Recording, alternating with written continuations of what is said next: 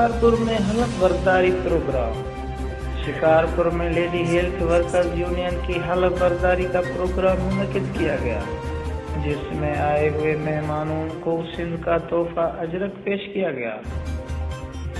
Pakistan chairperson آبا بشرا آرائی نے حلف لیا۔ اس موقع پر مہمان خصوصی DHO ہیلتھ ڈاکٹر راشد علی شیخ، ڈاکٹر جہانگیر شیخ، ڈاکٹر صلاح الدین حسن شیخ، ڈاکٹر حنیف سومرو، آبا لال خاتون، آبا فرحت سلطانہ مغل۔ اس موقع پر خطاب کرتے ہوئے کہا، لیڈی ہیلتھ ورکرز اپنی ڈیوٹی سر انجام دینے کے لیے اپنی جان کی بھی قربانی دے رہی ہیں۔